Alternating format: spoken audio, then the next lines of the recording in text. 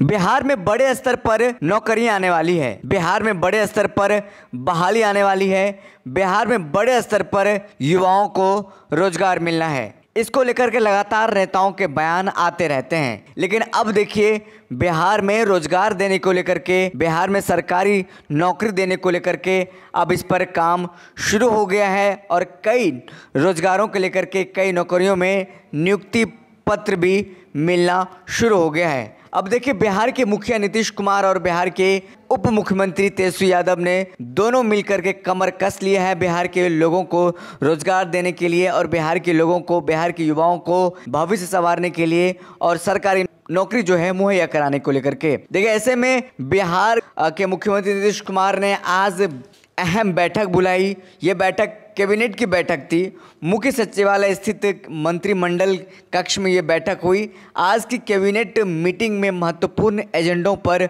मुहर लगी है।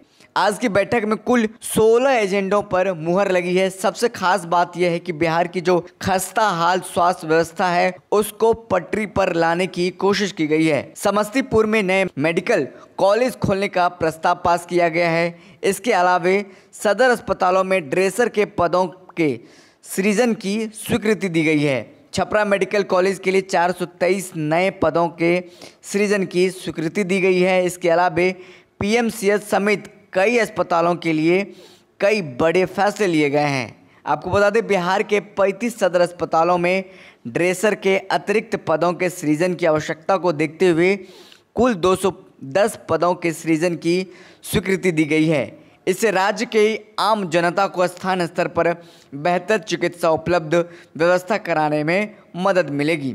राज्य सरकार को ड्रेसर के इन 210 पदों के सृजन से हर साल 7,35,30,160 रुपये का अतिरिक्त व्यय होगा।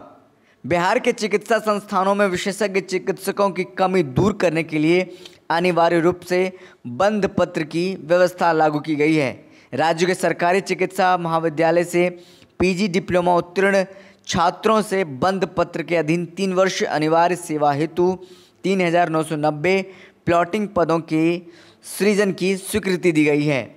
इससे राज्य के चिकित्सा महाविद्यालय एवं अस्पतालों में इन्हें सीनियर रेजिडेंट ट्यूटर एवं अन्य चिकित्सा संस्थानों के विशेषज्ञ चिकित्सक के रूप में नामित किया जाएगा। सृजित कुल 3,990 पद पर 3 वर्ष के लिए 1/3 की संख्या में विभक्त होंगे। पटना चिकित्सा महाविद्यालय एवं अस्पताल में राष्ट्रीय आयुर्विज्ञान आयोग के मानक के अनुसार गायनकोलॉजिकल समेत 10 विभागों का सृजन किया गया है। उनके लिए शैक्षणिक एवं गैर शैक्षणिक कुल 229 पदों के सृजन की स्वीकृति दी गई है। आपको बता दें कि समस्तीपुर में राम जानकी चिकित्सा महाविद्यालय अस्पताल की स्थापना की स्वीकृति दी गई है। इस मेडिकल कॉलेज में एमबीबीएस की 100 सीटें होंगी।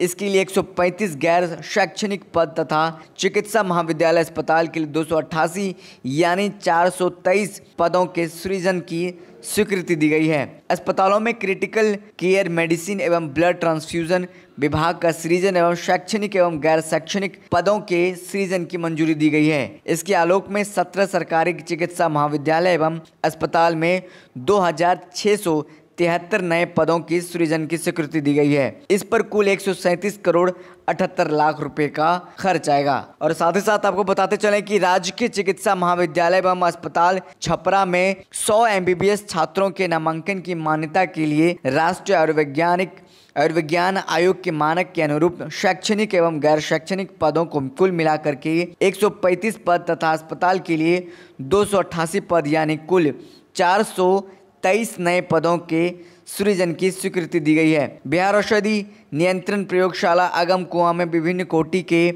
39 पदों के सृजन एवं 3 पदों के प्रत्यर्पण की प्रस्ताव को स्वीकृत किया गया है। औषधि नियंत्रण प्रशासन के क्षेत्रीय कार्यालय को दूर करने के लिए भारत सरकार द्वारा 34 करोड़ 75 लाख की राशि उपलब्ध कराई गई है, जिसके आलोक में राज्य सरकार द्वारा 23 करोड़ राजंश दिया गया है, यानी कुल 57 करोड़ 89 लाख रुपये हैं। बिहार औषधि नियंत्रण प्रयोगशाला अगम कुआं को सुचारू रूप से संचालित करने के उद्देश्य से तकनीकी कर्मी संवर्ग नियमावली 2019 का गठन किया गया है। नए नियमावली के गठन के बाद कुछ नए पदों के सृजन की आवश्यकता है। औषधि नियंत्रण प्रयोगशाला के पूर्व से सृजित 3 पद की वर्तमान में आवश्यकता नहीं रह गई है। ऐसे में उन तीनों पदों को प्रत्यर्पित किया जाता है। आगे अन्य पदों के सृजन के संबंध में निर्णय लिया जाएगा। वहीं साथ ही साथ कई जो निर्णय है इस 16 एजेंडों पर लिया गया और साथ ही साथ जो मेडिकल सेक्टर में जो कि स्वास्थ्य विभाग के स्वास्थ्य के मामले में बिहार लगातार पिछड़ता जा रहा था, उसको मजबूत करने के लिए 16 एजेंडों में शामिल किया गया और साथ ही साथ कई अहम फैसले लिए गए हैं। फिलहाल इस खबर में इतना ही। हमें दीजिए इजाज़त, फिर मिलकर किसी बड़ी खबर के साथ। तब तक के लिए बहुत बहुत धन्यवाद।